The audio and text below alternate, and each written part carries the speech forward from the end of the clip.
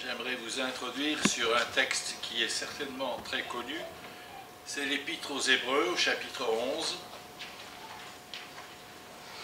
La semaine dernière, du moins dimanche dernier, j'ai eu peur que mon message soit pris. Mais c'est une épître qui est tellement forte qu'on va trouver des choses encore importantes.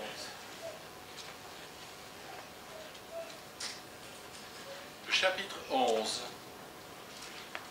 qui est le chapitre de la foi, c'est du moins sur ma version, c'est marqué en très gros, la foi. Donc, le verset 7 nous dit ceci: par la foi, Noé écouta les avertissements de Dieu au sujet de ce qui allait se passer et qu'on ne voyait pas encore. Il prit Dieu au sérieux et construisit une arche dans laquelle il fut sauvé avec toute sa famille. Ainsi, il condamna le monde et obtint, grâce à sa foi, que Dieu le considère comme juste. Alors aujourd'hui, j'aimerais vous partager cet engagement, parce qu'il y a un engagement derrière tout ça.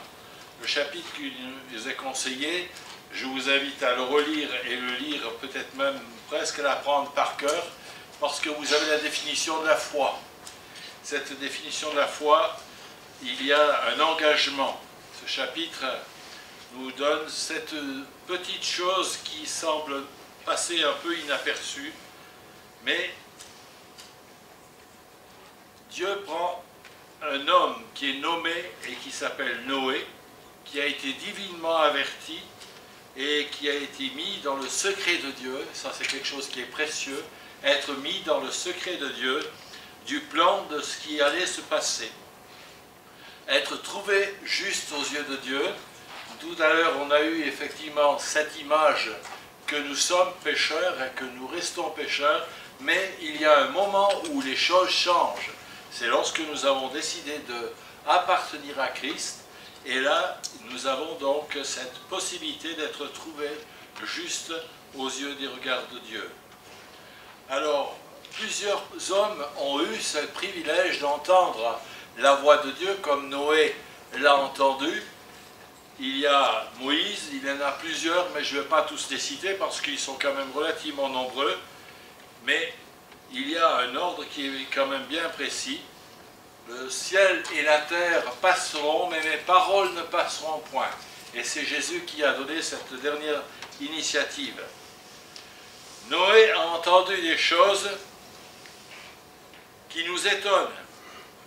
Essayez de vous imaginer, jusqu'à la période où Noé a reçu l'ordre de construire l'arche, personne ne pouvait savoir ce qu'était la pluie. Il n'y a eu pas de pluie. C'était la rosée, c'était un mystère un peu extraordinaire, mais les choses étaient bien faites. Toute la création était arrosée d'une manière par rosée. La pluie, on ne savait pas ce que c'était. Alors, ça va peut-être vous étonner, mais essayez de démontrer et essayez d'expliquer à quelqu'un qui est né aveugle ce qu'est un arbre. Vous avez beau lui expliquer, vous avez beau le faire toucher le tronc, essayez de lui expliquer qu'il y a une certaine hauteur, qu'il y a des branches, il ne va pas pouvoir forcément comprendre.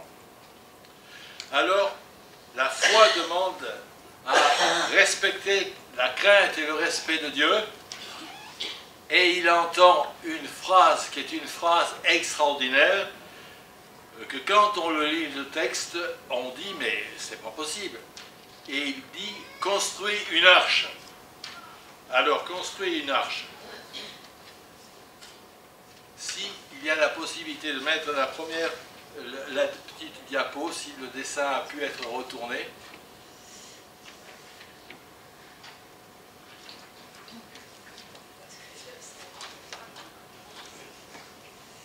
Alors, le problème des dinosaures, on l'a réglé, hein. Ils ont pris le mauvais bateau.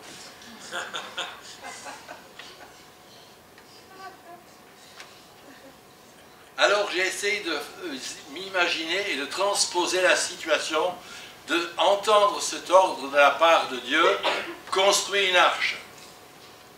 Alors, c'est en 2013, le Seigneur vient trouver Noé, qui, comme vous pourriez vous l'imaginer, ne vit pas en Amérique. Une fois de plus, la situation sur la terre est infernale. Le mal domine la population et Dieu doit y mettre à nouveau un terme. Je dois construire une arche et sauver 2 êtres vivants de chaque espèce, avec quelques bons humains. Dieu demande à Noé, en lui donnant le label de construction, « Noé, tu as 6 mois pour construire une arche, ensuite ce sera la pluie, nuit et jour, pendant 40 jours. » 6 mois plus tard, Noé, on le retrouve en pleurs dans son champ, juste derrière chez lui. Mais Noé, où est l'arche? Je vais commencer à faire pleuvoir comme convenu. Qu'est-ce qui se passe? Où est cette arche? Pardonne-moi, Seigneur, supplia Noé. Les choses ont changé. J'ai besoin d'un permis de construire. J'ai dû argumenter avec l'inspection nautique sur la présence du système anti-incendie, c'est-à-dire le système sprinkler dans le bateau. Mon propriétaire ainsi que son association n'autorisent pas de construire l'arche derrière chez moi, car un problème de hauteur bouche le visuel des voisins et nous devons attendre la décision du comité de voisinage. Le conseil municipal ainsi que l'EDF me demandent une forte avance financière pour les branchements de chantier qui sont sur des normes obligatoires. Je leur ai expliqué que la mer viendrait jusqu'à nous, mais il fallait à tout prix un endroit de passage et malgré mes explications, ils restèrent fermes et dans leurs exigences. Faire venir le bois est un autre problème. On souhaite que pour des raisons d'émanation de carbone, on doit utiliser le bois local, mais pas question de toucher la forêt communale. J'ai essayé d'argumenter avec des écologistes que le bois doit venir de zones où le souci de reboisement est respecté.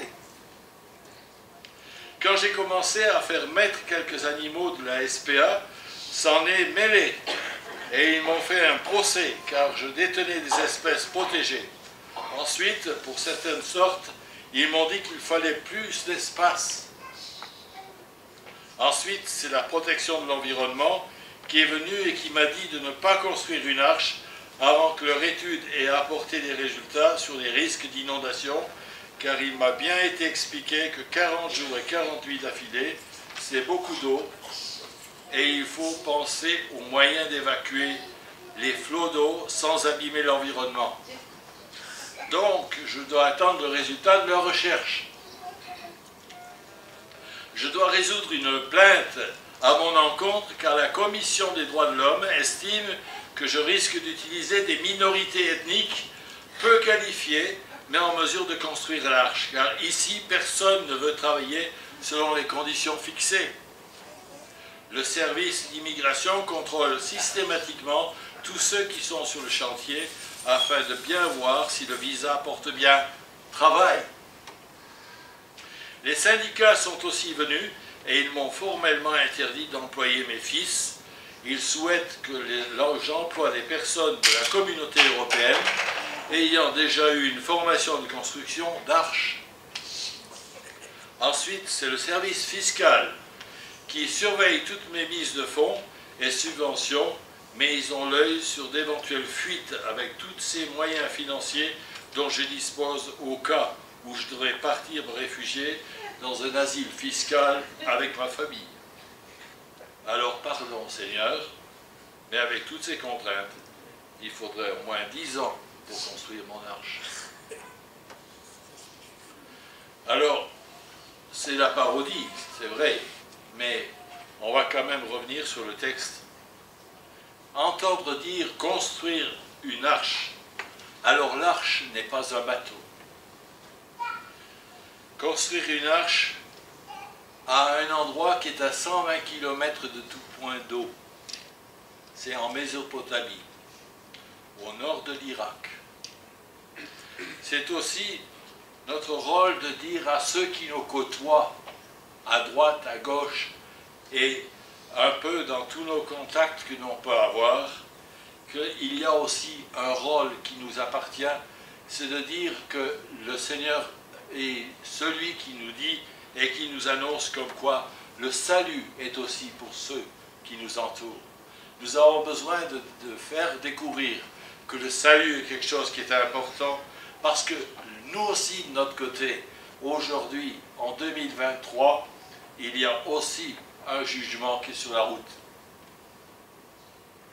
Le Genèse, au chapitre 7, ce serait intéressant de lire tous les premiers versets jusqu'au verset 16, mais je pense que le texte, il est parfaitement bien connu. Nous découvrons que Dieu nous invite avec un plan de salut qui est un plan bien particulier, avec toute la famille de Noé, mais je veux quand même développer quelques engagements qui sont derrière cela. Entreprendre la construire d'une arche ressemble à un bateau, si on peut prendre cette image, de 150 mètres de long, de 25 mètres de large, de 15 mètres de haut. En plein secteur, il n'y a ni fleuve ni lac. Il le fit avec ses 3 fils. Et ils mirent un certain temps. Alors j'ai cherché et je n'ai pas trouvé le début du commencement du chantier et la fin du chantier, du moins pour son épopée. Mais je pense qu'il y a entre 80 et peut-être même 100 ans de travail. Alors, il a été annoncé comme quoi nous avons du temps pour annoncer à nos contemporains.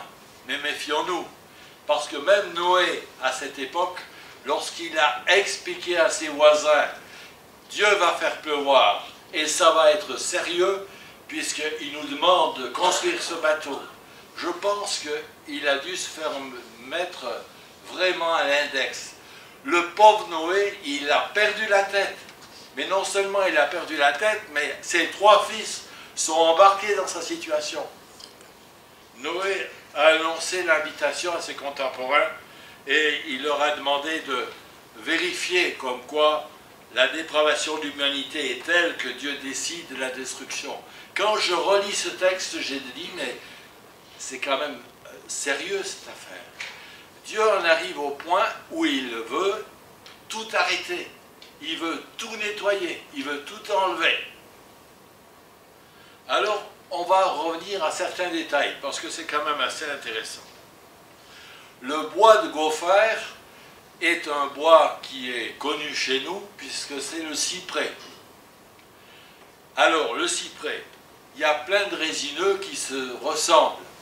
Et pour vous donner un peu un exemple, il y a aussi un résineux qui est certainement très connu, ce sont les séquoias que l'on trouve actuellement en Californie. Les séquoias, c'est donc cette famille de résineux. Le plus haut actuel est à 116 mètres de haut. Alors, je ne vous dis pas la circonférence au pied, mais heureusement que nous avons style aujourd'hui. Parce que je ne sais pas, j'ai aucune idée de comment ils avaient l'habitude de travailler le bois, mais j'essaie de m'imaginer que pour décider de couper un arbre de cette longueur-là, il fallait certainement avoir un peu de patience. Alors, le séquoia, non seulement il peut avoir 116 mètres de haut, mais celui qui mesure 116 mètres aujourd'hui, il est estimé à 2000 ans d'âge. C'est la raison de cette imputrescibilité qui était dans ce bois. Et en même temps, ce fameux bois nous parle de l'humanité de notre Seigneur Jésus. Il a été aussi mis sur la voie du calvaire. Il y a un endroit où on ne peut jamais oublier ce qu'il a fait sur le bois du calvaire. Il a pris nos péchés et il nous a délivrés. C'est le texte qui nous a été cité ce matin, de cet Ésaïe 53. Ensuite, il y a un autre détail. Jointé par du goudron, mais aussi crépi de goudron, à l'extérieur, à l'intérieur. Alors le goudron, c'était quoi? Ben, c'était non seulement quelque chose qui est recherché particulièrement dans cette zone de Mésopotamie, c'était du pétrole à l'état brut. Et donc, le pétrole à l'état brut, ça va vous étonner, mais dans certains points d'Irak, il suffit de creuser un tout petit peu et vous avez non pas de l'eau, mais du pétrole qui sort. La raison pour laquelle, que quand il y avait la guerre du Golfe, il y avait des puits qui brûlaient, mais il y avait aussi des zones où on avait gratté pour pouvoir faire sortir le pétrole, pour ennuyer tout le monde. C'est-à-dire qu'on s'était imaginé que la fumée allait d'un côté et en réalité elle était allée dans l'autre côté. Ils ont été très ennuyés parce que finalement ça ennuyait tout le monde. Jointé avec du goudron, crépi par du goudron, cela représente la couverture et l'onction de Dieu que nous avons sur nos vies. Et cela, c'est l'œuvre extraordinaire de ce que le sang de Christ peut faire sur nous. Nous sommes protégés de tout ce qui pourrait éventuellement rentrer et de tout ce qui pourrait nous ennuyer à l'intérieur. Je vous rappelle la taille, 150 mètres de long, 25 mètres de large, 15 mètres de haut. Cela représente un nombre assez invraisemblable de mètres cubes. C'est un salut qui a aussi une différence, puisqu'il nous est dit qu'il y avait 3 niveaux. 3 niveaux.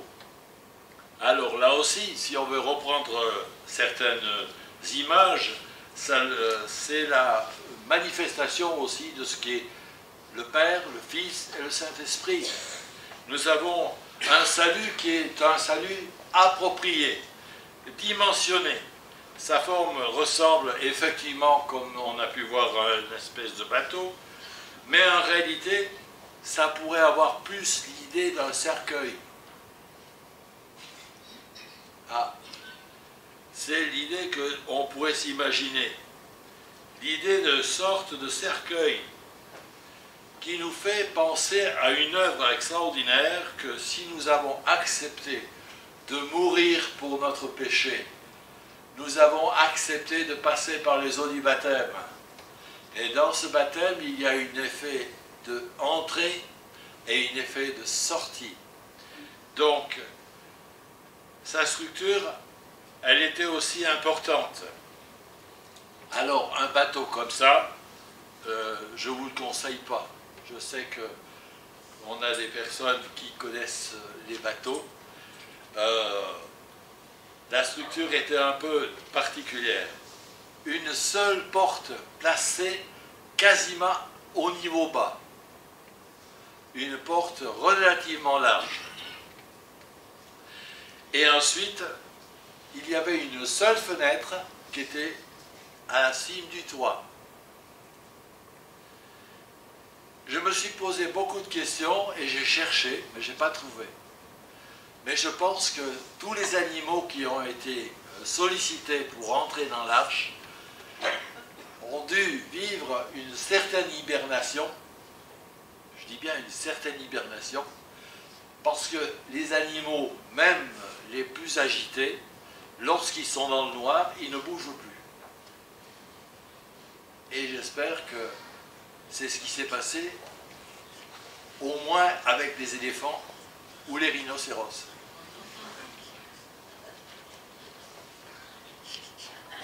Une seule portée, un seul endroit. Et donc là, il y a ces fameux 3 niveaux. Il y a aussi beaucoup de sagesse, puisque c'est Dieu qui lui demande de prévoir de la nourriture pour lui, pour sa famille, les siens. Mais je m'essaye de m'imaginer tout ce qu'il a dû mettre à l'intérieur. Parce qu'il savait à quel moment, éventuellement, les choses allaient se mettre en place, mais il y avait une incertitude de combien de temps ça allait durer. Je m'imagine qu'il y a des choses qui nous font réfléchir. Alors j'ai découvert une chose, c'est que entre le foin l'herbe et les graines, il n'y avait pas beaucoup de variétés à trouver, parce qu'une grande partie de la création de Dieu, elle était herbivore.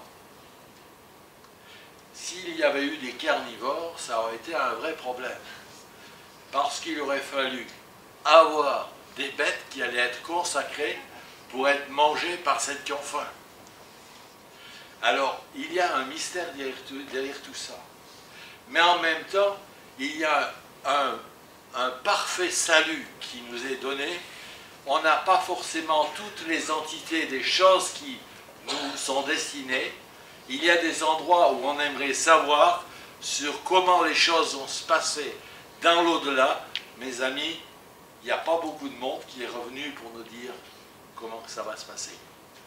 Mais l'image que nous avons de la part de Noé, c'est que le salut que Dieu a préparé pour cette famille était un salut complet. Son soutien, avoir les délais. Genèse 8.4 donc nous apporte que l'arche, au bout d'un certain temps, après avoir navigué sans aucun... C'est un bateau sans être un bateau. C'est quelque chose qui flotte, mais je m'imagine que ça devait certainement tanguer. Je ne pense pas qu'il n'avait la capacité de disposer de ce qu'un bateau moderne peut présenter aujourd'hui. Je suis toujours effaré de voir que quand mon expérience de bateau a été, c'est qu'on est affronté des tempêtes, des moments où la mer était relativement agitée, mais ça pouvait être agité, on savait que c'était agité, c'était juste dans le problème du gîte que c'était un peu embêtant. Parce que sur le porte-avions, quand j'ai fait cette expérience, sur le porte-avions, c'était on appelle ça les officiers d'appontage, en termes militaires c'est les oies, hein, les oies donnent à l'avion qui arrive, qui va se poser sur le porte-avions, et il lui donne la zone gîte. Alors c'est 6 mètres, 6 mètres plus, 6 mètres moins, et la personne qui arrive avec son avion de chasse là-dessus, il doit respecter ce qu'il entend et être confiant qu'on lui dit exactement ce qu'il doit faire. Et il met son avion, il le pose sur le porte-avions, alors que le porte-avions, il fait comme ça, hein. Un coup en avant, un coup en arrière, et il y a une différence suivant l'endroit où c'était. On avait 7, 8 mètres de différence, et l'avion arrivait à quand même se poser, et ce qui était magnifique, c'est que cette tempête, elle pouvait être nocturne, et donc il y avait vraiment une confiance en celui qui lui disait 6 mètres 5, 6 mètres, 6 mètres 50, et alors il se posait. Alors, pour revenir, c'est que nous avons un salut qui est promis, qui a été promis à Noé. Il est arrivé à un endroit où il nous est dit que le 17e jour du 7e mois de l'année hébraïque, hein, son importance est importante parce que ça correspond à ce qui est aujourd'hui la Pâque. Quand ils sont arrivés, c'est aussi un signe très caractéristique de cette période bien précise qui va être celle qui est décidée à être la Pâque juive. C'est aussi ce même mois où les choses se sont passées. C'est aussi l'image de ce que Christ est mort pour nous, pour notre salut, et pour nous ressusciter 3 jours après. Le salut promis se réalise. Lorsque Noé est entré dans ce temps de salut, alors j'aime ce texte, mais c'est un texte qui est extrêmement sérieux. Ce n'est pas lui qui a fermé la porte. Et ça, nous devons le rappeler à tous nos concitoyens. Lorsque Dieu dit quelque chose, il le fait. Et j'essaye de m'imaginer ce qui a dû se passer lorsqu'ils ont vu cette porte se refermer. Il n'y avait pas de deuxième chance. Cette porte, c'est Dieu qui l'a fermée. Et j'essaye de m'imaginer les tractations que peut-être Noé aurait aimé négocier. La porte a été fermée. Il y a un moment où la colère de Dieu s'est mise en route. Il va se manifester. Et je m'imagine cette population qui avait certainement dû sourire, se moquer de Noé pendant des années. La pluie, mais qu'est-ce que tu nous racontes? La pluie, mais la pluie, qu'est-ce que c'est que tu nous racontes? Mais lorsqu'ils ont vu voir les premières gouttes qui sont tombées, ils nous ont dit que l'eau tombait du ciel, mais l'eau remontait de la terre. Alors, pas plus tard que la semaine dernière, je découvre que nos amis russes avaient décidé de faire un trou pour aller au plus profond de la terre. Et ils sont arrivés à 12 000 kilomètres. 12 000 mètres. 12 kilomètres. Avec un forage d'à peu près 50 cm. Ils étaient très fiers de l'avoir fait, mais que quand ils sont arrivés à ce niveau 12 km, pourtant 12 km c'est long et pas long, mais dans le sens de la profondeur, ils sont arrivés, ils ont passé des nappes phréatiques, donc pas de problème, mais ils sont arrivés à un endroit où il y avait de l'eau à plus savoir quoi faire avec. Et une telle pression qu'ils ont dû tout bloquer et tout boucher. La seule chose qu'ils ont pu garder, c'est une bouche qui est à la cime du puits, sur lequel ils ont mis la date à laquelle ils ont creusé, mais qu'ils ont surtout dit ne plus y aller.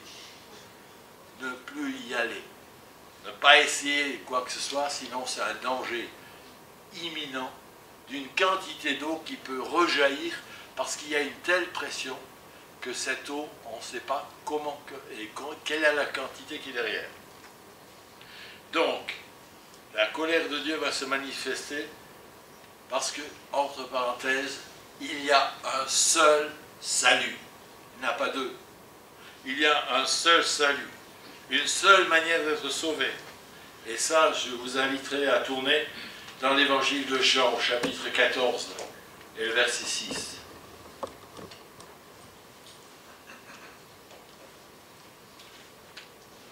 Jean,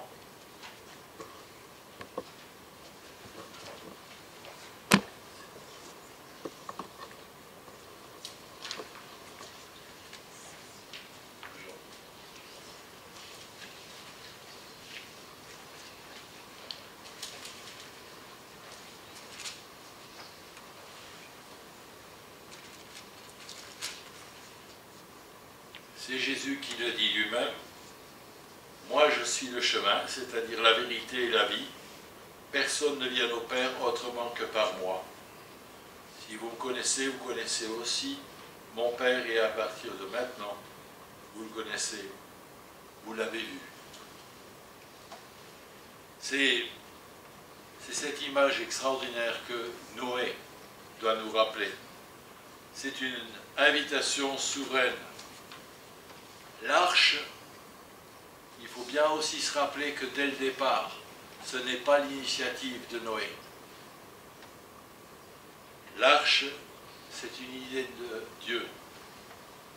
C'était la possibilité de sauver une famille qui avait été décidée comme étant juste.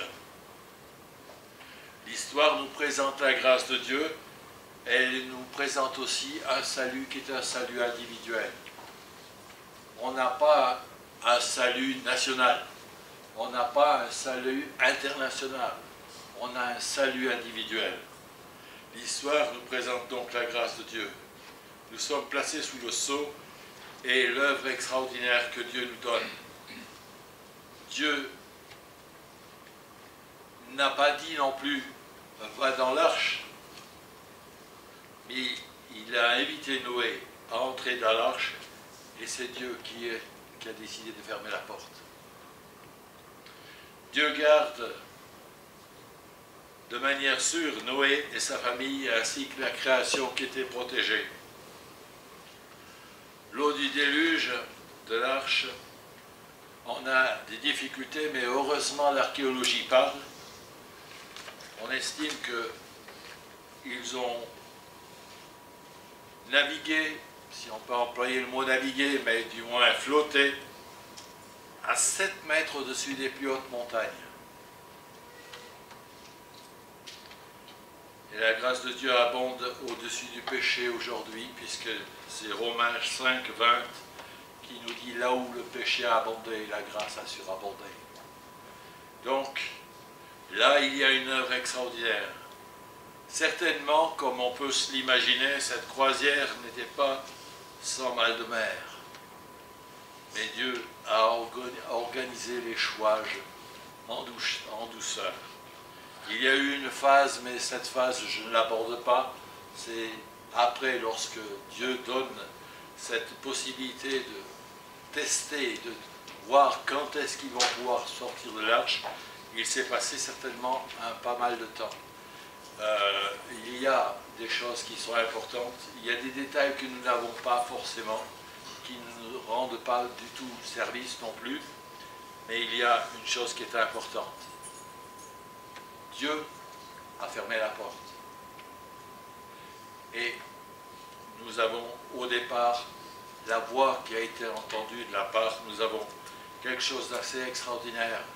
Noé a eu une parole de la part de Dieu. Construit l'arche. Il l'a fait. Ça a pris du temps. Il a prévenu tous ses contemporains, comme quoi le jugement allait venir. Nous avons un rôle qui est aussi d'annoncer. La parole de Dieu, nous l'avons et nous disposons du texte biblique aujourd'hui. Dieu est capable de nous parler personnellement. Et nous avons besoin d'être attentifs. La foi vient de ce que l'on entend, et ce que l'on entend vient de la parole de Dieu. C'est le verset 1 du chapitre 11. Que nous puissions nous rendre compte que nous connaissons maintenant la grâce du Seigneur et sommes reconnaissants. C'est vrai que j'ai commencé avec une parodie qui était un peu bizarre, mais j'aimerais quand même vous rendre compte qu'aujourd'hui, nous avons besoin de aussi faire comprendre à nos concitoyens et nos voisins comme quoi il y a une œuvre que le Seigneur est capable de faire. Il est capable de sauver, quelle que soit la situation dans laquelle on peut se retrouver. Et que le Seigneur nous bénisse de découvrir cette parole et la manière dont il veut conduire. Il y a un salut, il y a une destinée. Et c'était ce que Noé a dû découvrir plus tard. Et il y a une promesse qui était extraordinaire. Et cette promesse, le jour où il y a la pluie, faites attention. Il y a quelque chose qui est un signe très particulier. C'est l'arc-en-ciel. Lorsque je vois un arc-en-ciel, je me rappelle de ce qui est écrit. Puisque c'est l'arche qu'il a décidé, que Dieu a décidé qu'il ne le ferait plus avec l'eau. Alors, l'eau, c'est quelque chose d'extraordinaire, mais que quand il y en a trop, on ne sait pas quoi faire avec. Le feu ne peut pas forcément toujours éteindre l'eau, mais si on a une raison qui est à craindre, c'est que l'eau, au bout d'un certain temps, on n'en aura peut-être pas assez. Donc on a besoin de vraiment réaliser que chaque fois qu'on voit l'arc-en-ciel, c'est un des signes que Dieu a donné, comme quoi il ne referait pas ça. Le Seigneur nous bénisse et nous donne cette possibilité d'être encore des témoins. On va peut-être se moquer de nous. On risque de se moquer de nous. Lorsqu'on dit, on est dans les derniers temps, c'est vrai. Mais sachons que c'est Dieu qui ferme la porte.